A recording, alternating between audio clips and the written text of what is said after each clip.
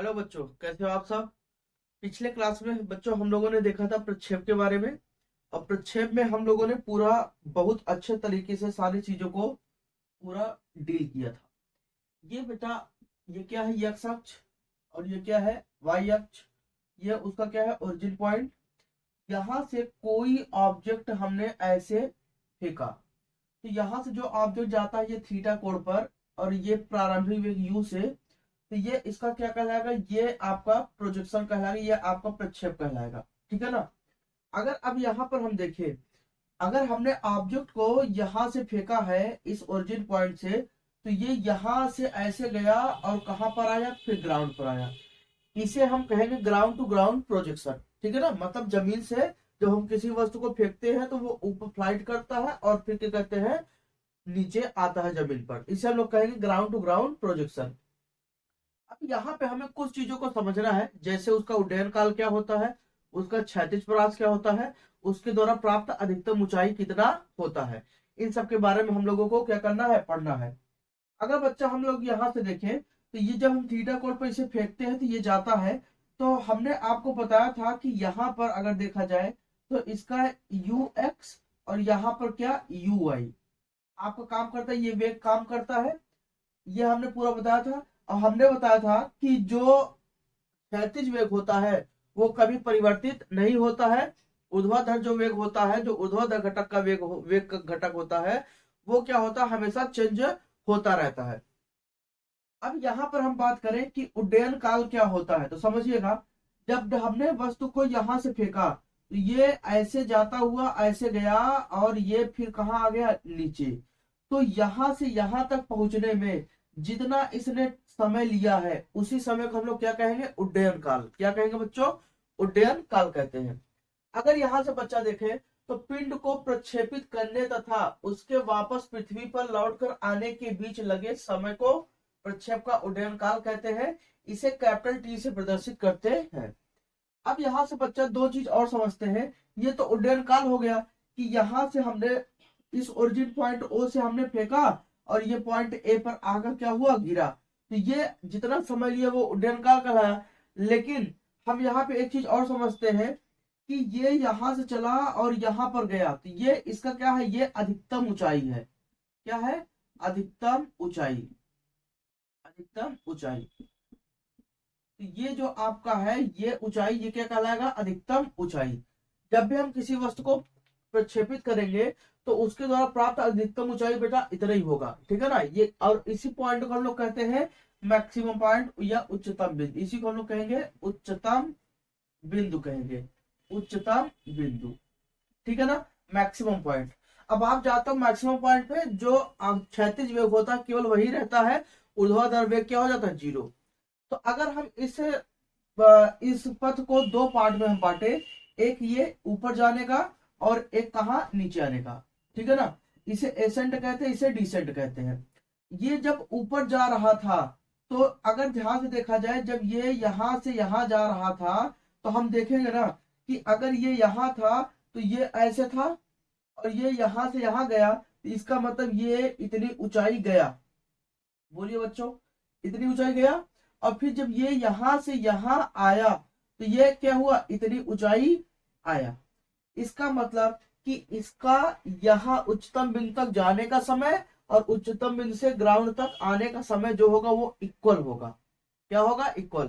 अगर बच्चा हम कह दे कि यहां से यहां तक जाने का समय टी है और यहां से आने का समय क्या है, टी है, तो जितना जाने में समय लेगा उतना आने में समय लेगा। आप ग्रेविटेशन मोशन अंडर ग्रेविटी में आपने पढ़ा है, जिसमें आपको क्या कहते हैं, वी स्क्वायर बराबर यू स्क्वायर प्लस 2gh, इन सब फार्मूलों से है। ठीक है ना। तो वहां पे आप क्या कहते हैं, या फिर v बराबर u प्लस gt की कहते हैं, यहां से हम निकाल सकते हैं टाइम को। तो ये जितना समय यहां से यहां तक जाने में लेगा उतना ही समय यहां से यहां तक आने में समय लेगा। अगर हम टोटल उड्डयन काल देखें बच्चा, तो t बराबर क्या होगा, t प्लस टी हो जाएगा, और कैपिटल टी इक्वल टू क्या हो जाएगा, 2t हो जाएगा। उड्डयन काल को हम लोग कैपिटल टी से रिप्रेजेंट करते हैं, तो ये हमारा क्या हो गया, 2t हो गया। अब बच्चा यहां से देखते हैं कि अगर ये t हमें प्राप्त हो जाए, इस t का मान हम क्या कर ले, निकाल ले, तो हम आराम से क्या करेंगे, हम आराम से क्या कहते हैं, हमें उड्डयन काल पता चल जाएगा। तो आइए बच्चों देखते हैं कि उड्डयन काल कैसे निकालेंगे। तो यहां से अगर बच्चा देखे, हमने कहा कि क्षैतिज वाला क्या कहते हैं, वेग आपका परिवर्तित नहीं होता है, ठीक है ना, ऊर्ध्वाधर वाला वेग परिवर्तित होता है। तो मैंने पिछले क्लास में आपको क्या कहते हैं, क्षैतिज का और ऊर्ध्वाधर का दोनों का हमने सेपरेट क्या कहते हैं गति का समीकरण लिखाया था। अगर हम यहां से ऊर्ध्वाधर वाला लेते हैं, तो जैसे गति का प्रथम समीकरण v बराबर क्या है, u प्लस at है। अगर हम इसे ऊर्ध्वाधर वाला ले तो वी वाई बराबर u y plus a y into क्या हो जाएगा, टी हो जाएगा। वी वाई बराबर u y plus a y into t हो जाएगा। ये क्या हो जाएगा, ये इसका क्या है, ऊर्ध्वाधर की कहते हैं समीकरण है। अगर बच्चा हम देखें, जब हम यहां से किसी वस्तु को फेंकते हैं तो यहाँ पर इसका आ जाएगा u साइन थीटा आ जाएगा, u साइन थीटा, और यहाँ पर क्या आ जाएगा, u कॉस थीटा। ये इसका क्या है, ये इसका क्या कहते हैं, परपेंडिकुलर कंपोनेंट है, लंबवत घटक है। ये क्षैतिज घटक और ये क्या है, ऊर्ध्वाधर घटक। क्षैतिज घटक को यू एक्स कहते हैं और ऊर्ध्वाधर घटक को हम लोग क्या कहेंगे, यू वाई कहेंगे, ठीक है ना। तो ये आपका यू वाई का मान इतना हो गया। अब बच्चा जब हम यहाँ से इसको फेंकते हैं तो आप जानते हो नीचे की ओर कौन काम करता है, जी काम करता है। जी नीचे की ओर काम करता है, वस्तु कहाँ जा रही है, ऊपर की ओर। तो जाहिर सी बात है कि इसका जैसे जैसे ये ऊपर जाएगा वैसे वैसे उसका वेग क्या होगा, कम होता जाएगा। एक समय आएगा अपने मैक्सिमम पॉइंट पर, वहां पर उसका जो अंतिम वेग होगा वो क्या हो जाएगा, जीरो। अगर हम ऊर्ध्वाधर के वेग की बात करें तो ये ऊर्ध्वाधर वेग जो है, वर्टिकल की कहते हैं वेलोसिटी जो है, वो आपका यू आई है। ये आपका इनिशियल वर्टिकल वेलोसिटी है, ठीक है ना, प्रारंभिक ऊर्ध्वाधर वेग है। और ये जैसे जैसे ऊपर जाएगा अपने मैक्सिमम पॉइंट पर इसका क्या हो जाएगा, इसका फाइनल वर्टिकल वेलोसिटी क्या हो जाएगी, जीरो हो जाएगी। तो अगर देखा जाए तो यहाँ पर जो इसका वेग होता है वी वाई बराबर ये क्या हो जाएगा, जीरो हो जाएगा। तो ये अपने अधिकतम ऊंचाई पर अगर देखा जाए तो इसका वेग क्या हो जाएगा, जीरो। अब बच्चे एक चीज ध्यान दीजिएगा, ऑब्जेक्ट कहाँ जा रहा है, ऊपर की ओर। ऑब्जेक्ट कहाँ जा रहा है, ऊपर की ओर, और जी कहाँ लग रहा है, नीचे की ओर। इसलिए हम यहाँ पर जो जी लेंगे ए वाई, इसका मान क्या लेंगे, माइनस में लेंगे। तो अगर बच्चा यहाँ पर वैल्यू रखे वी बराबर, इसकी वैल्यू रखे जीरो, और यहाँ से यू वाई माइनस क्या हो जाएगा, जी इंटू टी। आप टी को इधर कीजिए, अगर आप टी को इधर करते हैं, जी टी को इधर करते हैं, तो ये क्या हो जाएगा, यू वाई आपका हो जाएगा। अगर टी इक्वल टू ले तो यू वाई अपान क्या हो जाएगा, यू वाई अपान क्या हो जाएगा, जी हो जाएगा। तो ये हमें क्या मिल गया, टी की वैल्यू मिल गई। ये हमें क्या मिल गया, टी की वैल्यू मिल गई। अब इसमें हम रख देते हैं कैपिटल टी बराबर 2 इंटू क्या हो जाएगा, टी। तो टी बराबर 2 इंटू, अगर यहाँ पर देखें तो यू वाई अपान क्या हो जाएगा, जी। तो अगर बच्चा देखे टी बराबर 2 यू वाई अपान जी, तो हमारा ये आपका क्या कहते हैं, ये क्या हो गया, ये एक फार्मूला बन गया टाइम ऑफ फ्लाइट का, ठीक है ना। टाइम ऑफ फ्लाइट करके कहते हैं, ये उड्डयन काल का एक फार्मूला हो गया। अब जैसा कि दोस्तों हम लोग एक चीज ये जानते हैं कि यू वाई का मान क्या होता है, यू साइन थीटा होता है। तो हम यहाँ पे भी रख सकते हैं 2 यू साइन थीटा अपान क्या हो जाएगा, जी हो जाएगा। ये उड्डयन काल हो जाएगा। ये एक टाइम है, इसलिए इसका जो बच्चा यूनिट होगा वो क्या होगा, सेकंड होगा। ये क्या है, एक टाइम है, और इसका जो यूनिट होगा बच्चा वो क्या होगा, सेकंड होगा। तो उम्मीद करता हूँ ये चीज आपको बहुत अच्छे से क्लियर हुआ होगा। ये किसके बारे में था, उड्डयन काल के बारे में था। तो हम लोग अब देखते हैं प्रक्षेप द्वारा प्राप्त ऊंचाई। जब भी हम किसी वस्तु को जब प्रक्षेपित करते हैं तो वो वर्टिकल में जितना अधिकतम जाता है, जितना अधिकतम दूरी कवर करता है या डिस्टेंस चलता है, उसी को हम लोग कहेंगे प्रक्षेप द्वारा प्राप्त अधिकतम ऊंचाई। तो जब हमने इसको फेंका तो ये ऐसे गया और यहाँ पर आया, तो ये जो आपके ये जो हाइट है इसी को हम लोग कहेंगे प्रक्षेप द्वारा प्राप्त अधिकतम ऊंचाई। तो प्रक्षेपण के दौरान पिंड जिस अधिकतम ऊर्ध्वाधर ऊंचाई तक जाता है उसे प्रक्षेप की ऊंचाई कहते हैं। इसे स्मॉल एच से प्रदर्शित करते हैं। तो ये बच्चा क्या होगा, ये आपका क्या कहते हैं, अधिकतम ऊंचाई हो गया। अगर हम अधिकतम ऊंचाई की बात करें तो देखिए, अगर ऊर्ध्वाधर की बात है तो हमारे लिए फार्मूला वी वाई स्क्वायर बराबर u y square plus 2gh क्या हो जाएगा, प्लस 2gh। अब यहाँ पे क्या हो जाएगा, अगर हम देखें 2g वाई रखते हैं, क्यों, क्योंकि ऊर्ध्वाधर में चली गई दूरी हमने पिछले क्लास में क्या माना था, वाई माना था, और क्षैतिज में चली गई दूरी x माना था। अब ऊर्ध्वाधर में चली गई दूरी क्या होगा h, तो हम यहाँ रख सकते हैं। और दूसरा नंबर की यहाँ पर वी वाई का मान कितना है 0, तो यहाँ हम इसको 0 रखेंगे।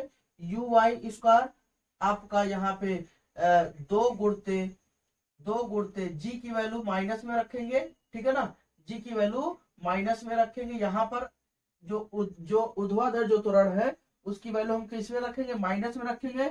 और y की वैल्यू क्या रखेंगे, h रखेंगे। अगर देखा जाए बच्चों तो यहाँ से you y square minus 2gh हो गया। अब इसको इधर अगर आप लाते हैं, अगर माइनस 2gh को इधर लाते हैं तो ये क्या हो जाएगा, प्लस हो जाएगा। तो अगर यहाँ से बच्चा देखे तो ये आपका 2gh बराबर क्या हो जाएगा, यू वाई स्क्वायर। तो अगर यहाँ से h बराबर देखें तो यू वाई स्क्वायर अपान क्या हो जाएगा, 2g हो जाएगा। ये बच्चा क्या हो गया, ये आपका मतलब प्रक्षेप द्वारा प्राप्त अधिकतम ऊंचाई ज्ञात करने का फार्मूला। अब हम जानते हैं यू वाई का जो वैल्यू होता है वो क्या होता है, यू साइन थीटा होता है। तो हम यहाँ पे रख सकते हैं। तो अगर हम h बराबर लें तो यू साइन थीटा का क्या हो जाएगा, स्क्वायर अपान 2g हो जाएगा। और इसी को हम लिख सकते हैं, क्या लिख सकते हैं, इसी को अगर हम लिखना चाहें तो लिख सकते हैं h बराबर u square sine square theta upon 2g। क्योंकि स्क्वायर है तो क्या हो जाएगा, इसका भी स्क्वायर होगा। अगर ये स्क्वायर है तो यू का स्क्वायर भी होगा और साइन का भी स्क्वायर होगा। तो यू स्क्वायर साइन स्क्वायर क्या हो जाएगा, थीटा अपान 2g। तो ये क्या था, प्रक्षेप द्वारा प्राप्त अधिकतम ऊंचाई। अब बच्चे यहाँ पर हम लोग एक चीज देखेंगे कि अगर देखा जाए तो जो मैक्सिमम हाइट हमें मिल सकती है वो कितनी मिल सकती है। तो आइए बच्चा देखते हैं, जब भी हम वस्तु को फेंकेंगे तो वो अधिक से अधिक कितना जा सकता है। तो उसके लिए हमें क्या करना पड़ेगा, अगर इस हाइट के फार्मूले में अगर आप देखिए तो यहाँ पर क्या लिखा है, साइन थीटा है।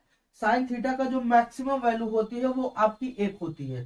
साइन थीटा की जो मैक्सिमम वैल्यू होती है वो कितनी होती है, 1 होती है। और ये कितने में मिलती है, 90 अंश के कोण पर मिलती है। तो अगर बच्चा देखा जाए तो हम कह दें थीटा बराबर क्या हो, 90 डिग्री। अगर कह दें यदि थीटा बराबर क्या हो, 90 डिग्री, तो अगर थीटा 90 हो गया तो यहां से देखिएगा h बराबर u square sine square 90 degree upon क्या हो जाएगा, 2g। और यहां से आप बच्चा जानते हैं कि यू स्क्वायर साइन 90 का मान कितना होता है, साइन 90 का मान 1 होता है अपान क्या हो जाएगा, 2g। तो h बराबर यू स्क्वायर अपान क्या हो जाएगा, 2g। और इसी को हम लोग कहेंगे मैक्सिमम हाइट। इसी को हम लोग क्या कहेंगे, मैक्सिमम हाइट। तो h मैक्स की अगर हम बात करें तो you square upon 2g, you square upon 2g। लेकिन कंडीशन क्या है कि इसे कितने कोण से हमेशा जाना पड़ेगा, ये थीटा का मान कितना होना चाहिए, 90। इसका मतलब कि वो पृथ्वी तल से अगर क्या कहते हैं परपेंडिकुलर लंबवत 90 अंश के कोण पे वो क्या करता है, फेंकता है, तो वो वस्तु क्या होगा, अधिकतम ऊंचाई तक जाएगा। और वो उसका वैल्यू क्या होगा, यू स्क्वायर अपान 2g। ठीक है ना। यही रीजन है कि कहते हैं अपनी अधिकतम ऊंचाई प्राप्त करने के लिए जो खिलाड़ी जंपिंग में भाग लेते हैं, जैसे ऊंची कूद जिसे कहते हैं, तो ऊंची कूद में हमेशा जो प्लेयर होता है वो हमेशा जंप 90 डिग्री के कोण पर करता है। ठीक है ना, कितने डिग्री के कोण पर, 90 डिग्री के कोण पर करता है। तो यहाँ पर क्या कहते हैं हम लोग लिख लेंगे यहाँ पर कि हाई जंप करने वाला खिलाड़ी, हाई जंप करने वाला खिलाड़ी, हाई जंप करने वाला खिलाड़ी, करने वाला खिलाड़ी, हाई जंप करने वाला खिलाड़ी अपने शरीर को बैलेंस करके ऊर्ध्वाधर दिशा में कूदता है, ऊर्ध्वाधर दिशा में कूदता है। इसका मतलब कि जो भी हाई जंप करते हैं वो हमेशा उन्हें कितने डिग्री पे कूदना चाहिए, 90 डिग्री पे। जैसे ही ये कोण कम हो जाएगा, 90 डिग्री से कम होगा, वैसे ही साइन थीटा का वैल्यू घटेगा। और साइन थीटा का वैल्यू घटने का मतलब क्या है बच्चों, कि सीधा सीधा वो मैक्सिमम हाइट तक नहीं जा पाएगा। तो ये क्या होता है, इसका लॉस होता है। इसीलिए जितने भी खिलाड़ी हैं जब वो जंपिंग करते हैं तो वो हमेशा क्या कहते हैं, वो हमेशा कितने अंश के कोण पर कूदते हैं, 90 डिग्री के कोण पर कूदते हैं। ठीक है बच्चों, आइए अब हम लोग अगला देखते हैं जिसे हम लोग कहेंगे क्षैतिज परास। बच्चों परास का मतलब होता है कि क्षैतिज दिशा में चली गई दूरी, ठीक है, और ऊंचाई का मतलब होता है कि ऊर्ध्वाधर दिशा में चली गई दूरी। तो ऊर्ध्वाधर दिशा में चली गई दूरी हमारा क्या कहलाएगा, हाइट कहलाएगा, जिसे हम लोगों ने अभी देखा। और क्षैतिज दिशा में चली गई दूरी जो होगा वो क्या कहलाएगा, रेंज कहलाएगा। तो जब हमने वस्तु को यहां से फेंका तो वस्तु कहाँ, यहां से कहाँ गया, इतनी दूरी गया। यही जो डिस्टेंस है इसी को हम लोग क्या कहेंगे, क्षैतिज परास कहते हैं या प्रक्षेप का परास कहते हैं। इसी को हम लोग कहते हैं रेंज कहते हैं, रेंज। ठीक है ना, ये रेंज हो गया। तो अगर हम इसका परिभाषा देखें, प्रक्षेप अपने उड्डयन काल में जितनी क्षैतिज दूरी तय करता है उसे उसका क्षैतिज परास अथवा प्रक्षेप का परास कहते हैं। इसे कैपिटल आर से क्या करते हैं, रिप्रेजेंट करते हैं। अगर हम आर का फार्मूला निकाले तो बच्चों आप लोग जानते हो कि हमने आपको बताया था, देखिए ये फार्मूला एस बराबर UT plus half eighty square होता है। अगर हम क्षैतिज दिशा के लिए ले तो क्षैतिज के लिए चली गई दूरी क्या होगा, एक्स होगा, और यहाँ पर लेंगे you x into T plus 1/2 क्षैतिज दिशा का त्वरण ए एक्स, और ये आपका टी स्क्वायर। यही हमने आपको पिछले क्लास में क्या बताया था, समीकरण बताया था। अब हमने कहा कि यहां से यहां तक की जो चली गई दूरी होती है वो आपका एक्स होता है, और उसी एक्स को हम रेंज कहते हैं, और रेंज को हम किससे रिप्रेजेंट करते हैं, आर से। तो यहाँ क्या ले लेंगे बच्चा, आर ले लेंगे, और यहां से यू एक्स इंटू क्या हो जाएगा, टी हो जाएगा, प्लस अगर यहां से देखा जाए तो ए एक्स की वैल्यू क्या होती है, 0 होती है। ए एक्स की वैल्यू क्या होती है, 0। क्यों, क्योंकि मैंने आपको बताया है कि क्षैतिज दिशा में कोई भी त्वरण काम नहीं करता है, केवल और केवल ऊर्ध्वाधर दिशा का त्वरण काम करता है। इसलिए यहाँ पर अगर देखा जाए तो जो आपका हॉरिजॉन्टल एक्सेलरेशन है वो क्या हो जाएगा, 0। अगर ये 0 हो गए तो पूरा टर्म 0 हो जाएगा। तो यहाँ से केवल और केवल क्या बचा, आर इक्वल टू केवल यू एक्स इंटू क्या बच गया, टी बच गया। अब टी यहाँ पर क्या है, टी को हम लोग कहेंगे टाइम ऑफ फ्लाइट। तो यहाँ से यहाँ तक जाने में जो समय लगा, तो यहाँ से यहाँ तक जाने समय लगा, तो यही समय आपको क्या कहलाएगा, टाइम ऑफ फ्लाइट। तो यहाँ पे टी ना रख के हम लोग क्या करेंगे, यहाँ पे क्या रखेंगे, कैपिटल टी रखेंगे। तो ये हमारा क्या होगा, रेंज का फार्मूला। रेंज बराबर आपका होगा क्षैतिज परास बराबर होगा क्षैतिज वेग गुणित उड्डयन काल। अगर बच्चा यहीं से इसकी वैल्यू रख दे, अगर आर बराबर वैल्यू रख दे तो यू एक्स का मान क्या होगा, अगर यहां देखा जाए यू एक्स का मान क्या होगा, यू कॉस थीटा। अगर बच्चा यहाँ वैल्यू रखे तो आर बराबर यू एक्स का मान क्या होगा, यू कॉस थीटा इंटू क्या हो जाएगा, टी हो जाएगा। तो ये भी हमारा एक फार्मूला बन गया, चाहे आप इसको समझिए चाहे इसको। अब यहाँ से हम लोगों ने एक चीज देखा कि जो टी की वैल्यू होती है, जो टी की वैल्यू होती है, तो यहाँ से you cos theta into T की वैल्यू जो आपको मिला है वो यू साइन थीटा अपान जी मिला है। तो अगर आप इसे गौर से देखिए तो R इक्वल टू आप लिख सकते हैं 2, ध्यान दीजिएगा यहां से यू क्या हो जाएगा, यू स्क्वायर। तो आप यहां लोगे यू स्क्वायर, और यहाँ पर क्या है 2 sine theta cos theta, sine theta upon sine theta into cos theta upon क्या हो जाएगा, जी हो जाएगा। ठीक है ना, अपान क्या हो जाएगा, जी हो जाएगा। अब अगर बच्चा यहां से देखा जाए, अगर हम यहां से देखें तो देखिए 2 साइन थीटा कॉस थीटा हम लोग क्या कहेंगे, साइन 2 थीटा कहते हैं। 2 साइन थीटा कॉस थीटा हम लोग क्या कहेंगे, साइन 2 थीटा कहेंगे। तो अगर हम आर बराबर लें तो यू स्क्वायर साइन 2 थीटा अपान क्या हो जाएगा, जी हो जाएगा। तो यही क्या हो गया, इसके रेंज का फार्मूला हो गया। ये क्या हो गया दोस्तों, इसके रेंज का फार्मूला हो गया। तो जब भी रेंज निकालना होगा वो आपका होगा u square sine 2 theta upon g. ठीक है ना, ये इसके रेंज का फार्मूला हो गया। अब बच्चा देखते हैं कि हमें अधिकतम रेंज कब मिलेगा। तो हमने कहा कि अगर हमें अधिकतम रेंज देखना है, अधिकतम परास देखना है, तो उसके लिए हमें क्या करना पड़ेगा। तो अगर फार्मूले में आप देखें तो साइन थीटा है साइन 2 थीटा। अगर हम कहते हैं साइन 2 थीटा का मान अधिकतम कितना होगा, तो देखिए बच्चा अगर हम यहां से कहते हैं अधिकतम परास के लिए, अधिकतम परास के लिए, परास के लिए, अधिकतम परास के लिए, अगर हम यहाँ पर अधिकतम परास के लिए देखें बच्चा, तो आर बराबर हमारा क्या है, आर बराबर यू स्क्वायर साइन 2 थीटा अपान क्या है, जी है। ये हमारा फार्मूला है। अगर हम गौर से देखें तो ये जो साइन 2 थीटा की वैल्यू है बच्चा, ये जो साइन 2 थीटा की वैल्यू है, ये साइन 2 थीटा क्या है, साइन 2 थीटा, इसका अधिकतम मान कितना हो सकता है, 1 हो सकता है। अब साइन थीटा है, यहाँ 2 थीटा है, तो 2 थीटा का मतलब क्या है कि साइन जो कोण है, साइन का मान चाहे आप 90 भी लीजिए चाहे 180 भी लीजिए, क्या कहते हैं, आपको मिलना कितना है, 1 मिलना है, ठीक है ना।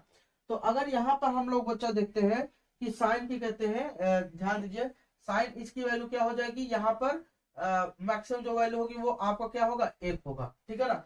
अगर यहाँ पर देखें तो ये कितने का मान होगा, साइन साइन 2 थीटा बराबर ये क्या हो जाएगा, साइन कितने का मान, 90 अंश का। Sine sine cancel, 2 theta equal to कितना हो गया, 90 डिग्री। अगर 2 से काटे तो 45 आएगा, थीटा बराबर 45 अंश। इसका मतलब कि हमें अधिकतम परास आर मैक्स कब मिलेगा, अधिकतम परास के लिए हमें वस्तु को कितने कोण पे फेंकना चाहिए, 45 अंश के कोण पर फेंकना चाहिए। जब भी हम किसी वस्तु को 45 अंश के कोण पर 45 डिग्री के एंगल पर हम क्या करते हैं, प्रक्षेपित करते हैं या फेंकते हैं, तो वो उसके द्वारा वो अधिक से अधिक दूरी पर जाकर गिरेगा। अगर भाला फेंक वगैरह में अगर देखा जाए, जो नीरज चोपड़ा है वो क्या करते हैं, भाला को फेंकते हैं, तो इसका मतलब कि वो मैक्सिमम डिस्टेंस, मैक्सिमम रेंज तभी कवर कर सकते हैं जब वो कितने डिग्री के कोण पर फेंके, 45 डिग्री के कोण पर फेंके।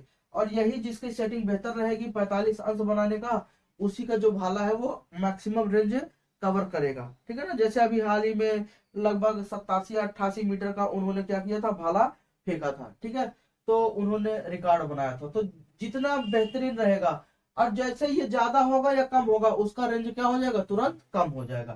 तो ये आपका किसी भी वस्तु को अगर हमें क्या करना है, अधिकतम परास प्राप्त करना है, तो उसे क्या करना चाहिए, 45 अंश के कोण पर फेंकना चाहिए। तो इसे स्टेटमेंट के तौर पर लिख लेते हैं, अधिकतम क्षैतिज परास के लिए, अधिकतम क्षैतिज परास के लिए, क्षैतिज परास के लिए, अधिकतम क्षैतिज परास के लिए पिंड को क्षैतिज से, पिंड को क्षैतिज से, क्षैतिज से 45 अंश के कोण पर प्रक्षेपित करना चाहिए, कोण पर प्रक्षेपित करना चाहिए, फेंकना चाहिए, करना चाहिए। इसका मतलब कि अगर हम 45 अंश के कोण पर उसे प्रक्षेपित करते हैं, फेंकते हैं, तो वो ज्यादा से ज्यादा डिस्टेंस, ज्यादा हॉरिजॉन्टल डिस्टेंस क्या करेगा, कवर करेगा। उसका क्षैतिज परास क्या होगा बच्चा, ज्यादा से ज्यादा होगा, ठीक है ना। अब यहाँ पर अगर हम बात करें कि यहाँ पर अगर हम बात करें तो वैल्यू को रखते हैं, आर मैक्सिमम कितना होगा, तो ध्यान दीजिए इधर,